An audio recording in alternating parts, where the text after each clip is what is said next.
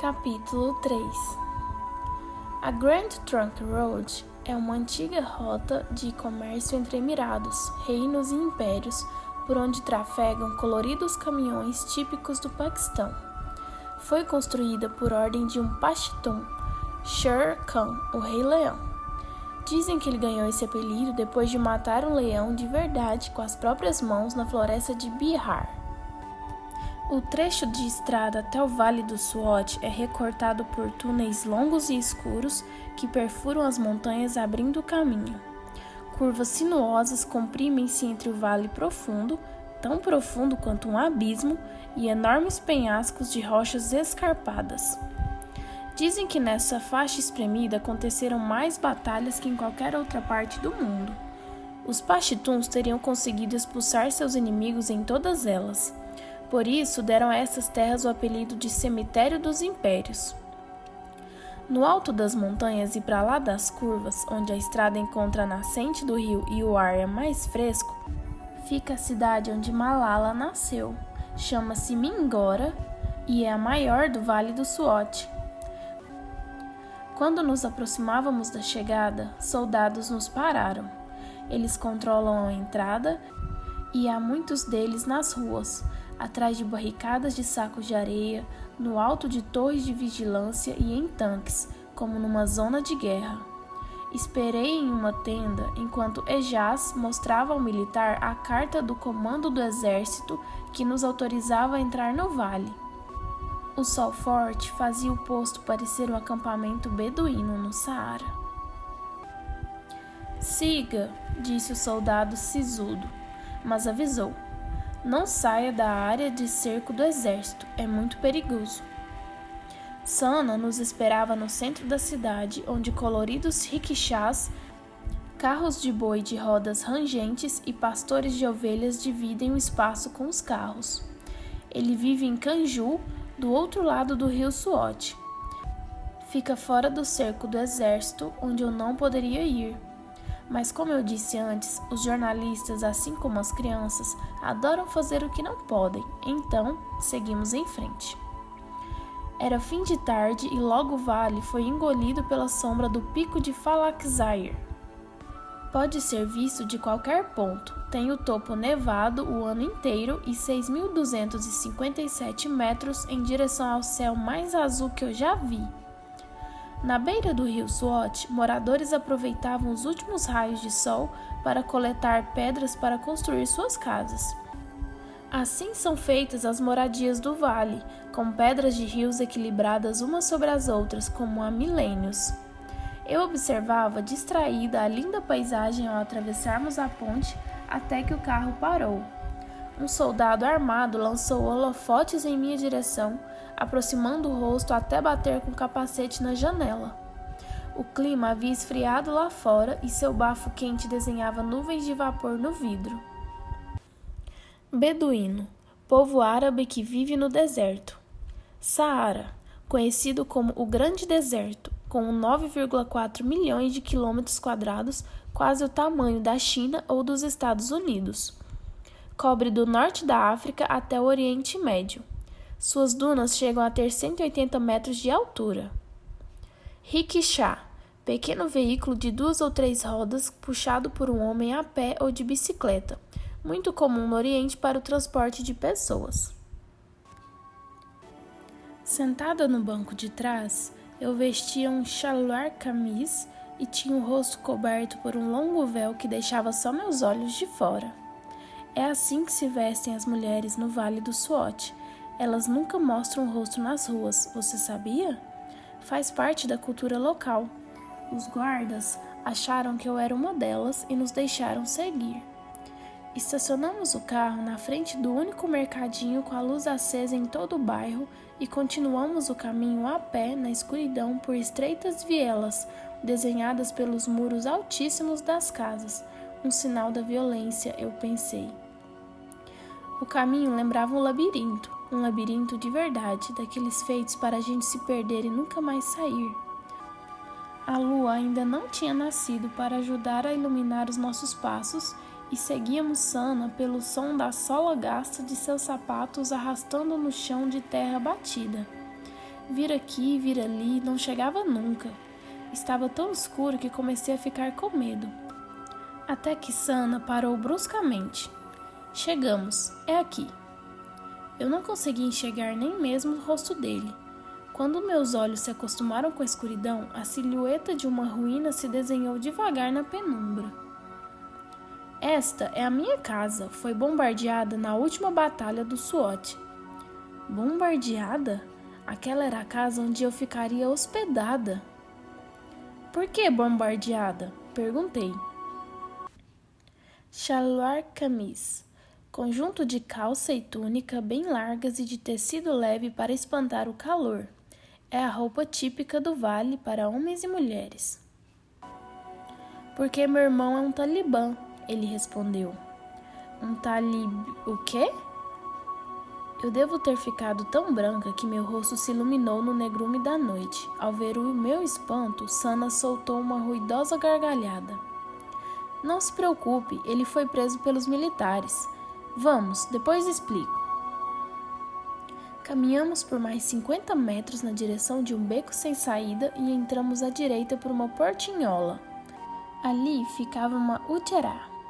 Reunidos em torno de um fogareiro a gás estavam 4 homens, sentados em camas de trançado de palha, com as pernas dobradas sobre a trama como se estivessem direto no chão, um costume dos homens das tribos paxituns. Quando nos viram aparecer na porta, eles se apressaram em esconder suas armas. Sob os cobertores de flores com que se cobriam, tinham no colo pistolas e fuzis. Eu nunca tinha visto tantas armas. Àquela altura, eu tentava me lembrar de como tinha chegado até ali. Se eu tivesse seguido o exemplo de João e Maria na história que li quando era criança, teria marcado o caminho com migalhas de pão. Assim, saberia como escapar. Mas e agora? Como poderia fugir? Para onde? Fiquei paralisada pelo medo e não conseguia pensar em mais nada. Ujerá.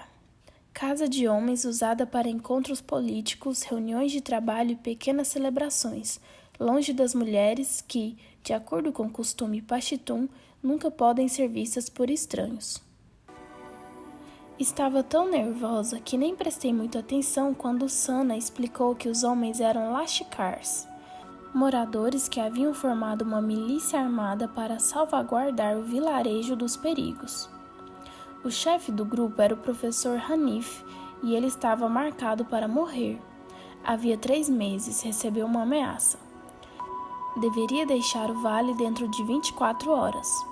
Mas, teimoso como os jornalistas, Hanif não tinha dado um passo nem pretendia deixar sua casa. No lugar disso, ficaria para defender as terras como um paxitum legítimo, ele me disse. Por isso, passava as noites acordado feito um zumbi. Quieto até então, Ejaz, o motorista, tomou coragem e revelou-me que também estava armado. Trazia uma pistola escondida na meia. Na meia? Para me proteger, disse. Acontece que eu detesto armas e briguei com ele. Me proteger de que perigos exatamente? Perguntei desafiadora e um pouco irritada. Dos homens das montanhas. Eles responderam enigmáticos, quase em uníssono. Mas não me deram mais nenhuma explicação, só um alerta. Você não deve andar sozinha por aí. A velha porta de madeira, descascada pelo tempo, estava aberta. Uma cortina de retalhos protegia as mulheres dos olhares forasteiros. No quintal de terra rachada, de tão seca, sobrevivia uma laranjeira solitária. Do outro lado havia um cômodo da casa onde encontrei as mulheres, todas sentadas no chão em volta de um fogaréu a lenha. Mashallah! Disse Razia, a mulher de Sana, quando me viu abrindo os braços e o sorriso. É o jeito deles de dizer que sou bem-vinda. Lashkar, palavra de origem persa traduzida como militante ou exército. Al-Askar, em árabe, quer dizer soldado. Os Lashkars do SWAT eram camponeses que se uniram para proteger o vale. A casa era muito simples, não havia cozinha e o banheiro era só um buraco no chão. Mas nada disso faz falta quando somos recebidos com carinho. Eles me deram o quarto mais confortável, com um colchão sobre o tablado e um xarai florido e quentinho. Era também o mais enfeitado, um tipo betaque, adornado com fitas prateadas e douradas, como os templos nos dias de festa e onde Sana e Rásia guardavam seus presentes de casamento. Eu não podia aceitar o privilégio de ter um quarto só para mim, mas eles insistiram. A hospitalidade é uma questão de honra para os paxituns. Na casa, Sana e Rásia vivem com o filho Yasen, de 9 anos, e as filhas Tanzela Kazi, de 4 anos, e Aimun Mevesh, de 14. A cunhada do casal, Násia, com os filhos Zahor, de 12 anos, e Nayatu, de 14, e Manzor, de 3 anos, e as filhas Waresha, de 10, e Wajerra, de 8. No Vale do Suote é assim, não importa quanta gente, a família inteira mora na mesma casa e todos se ajudam. O chefe da família é o patriarca Mohib Urrak, de 85 anos, pai de Sana. É um senhor franzino, com os ombros curvados pelo tempo, sorriso de poucos dentes e pele tão enrugada quanto o solo árido do quintal, que ele atravessa a passos lentos, equilibrando-se com a ajuda de um cajado. Caminha enrolado em um xarai de pontas até o chão para se proteger do frio, usa sandálias de couro e tem a barba muito longa e branca como a neve. Ele lembra um personagem bíblico. Xarai, cobertor de lã tecido à mão por artesãos no vilarejos da região, usado para proteger do frio severo das montanhas. Chega a pesar 4 quilos. É também usado pelos homens como chale, uma versão mais leve em casa ou nas ruas. Os mais tradicionais têm a cor natural de lã, com bordado e franja nas pontas. Betaque é um quarto ou sala para receber visitas. Uma casa paxitun, por mais pobre, sempre terá um betaque, com a decoração tão imponente quanto possível e onde são colocados os bens mais preciosos da família. Chapate, ou parata, pão feito de farinha, água e sal, redondo e bem fininho, como uma pizza. Em todas as manhãs e noites que se seguiram, eu me sentava com a família no chão, formando um círculo em volta do fogo para compartilhar o café e o jantar.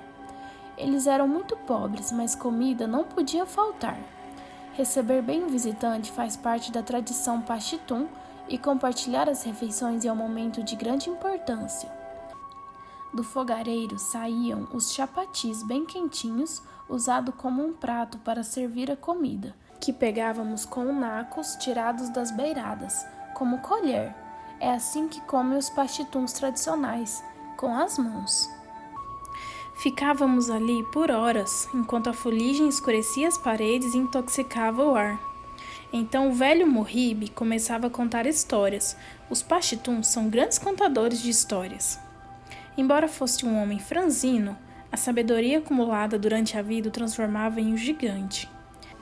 À medida que falava, a fumaça ganhava contornos de titãs, elfos, fadas, bruxas e bichos-papões, reis e príncipes lutando para governar. A guerra está até nas histórias de Ninar. Mas o conto de que as crianças mais gostavam era o do pequeno gigante que morava em uma abóbora e um dia comeu tanto pão, que ficou cheio de gases e explodiu a casa com um pum. Era a senha para a hora de dormir. Do contrário, ficaríamos ali ouvindo as histórias e comendo pão eternamente, e acabaríamos, dizia o velho, por explodir a casa com um pum. Nós todos ríamos muito com essa história e íamos dormir felizes. No Suote, a falta de luz impõe um ritmo nas casas. Os moradores acordam com o nascer do sol e no fim do dia o vale se rende ao cair da luz, mergulhando na completa escuridão, um lampião por vez. Rásia vinha me acordar todas as manhãs antes da aurora, trazendo baldes de água aquecida no fogareiro para o meu banho. A água era tirada de um poço no quintal. Saba Barrer, que quer dizer bom dia, dizia Rásia enquanto sua cunhada Násia tentava varrer a casa, sem sucesso. A vassoura de palha, como aquelas das bruxas, levantava ainda mais a poeira. e os primeiros raios de sol faziam as partículas brilhar como purpurina no ar. O ruído das hastes arrastando no chão e um galo desafinado comporiam a acústica do início dos meus dias no Vale do Suote. Enquanto as mulheres preparavam o pão, esperávamos por uma visita. Seu nome era Almoz, uma menina de 7 ou 8 anos, cabelos emaranhados e roupa de retalhos, que percorria as casas todos os dias no mesmo horário, uma a uma, trazendo uma cabra, o sistema de delivery do Suote. Do animal tirávamos o leite, que saía quentinho e cremoso, pronto para beber. Era como se o vale tivesse parado no tempo, quando nem as máquinas nem as garrafas PET existiam e tudo parecia mais simples. Depois do café, os meninos iam brincar. Usando galhos de árvores como espadas, travavam lutas pelo domínio do espaço diminuto do quintal. As meninas não tinham muito tempo para isso, porque ajudavam as mães no trabalho de casa. Só Tanzé, ela, de 4 anos, ainda não usava o véu e usufruía de regalias como brincar com os meninos. Aimun, de 14 anos, era a mais velha e a mais calada. Parecia uma menina triste. Razia me contou que ela e o marido já tinham recebido 3 pedidos de casamento para a filha, porque as meninas do vale se casam muito cedo. Razia é analfabeta e se casou com Sana aos 15 anos.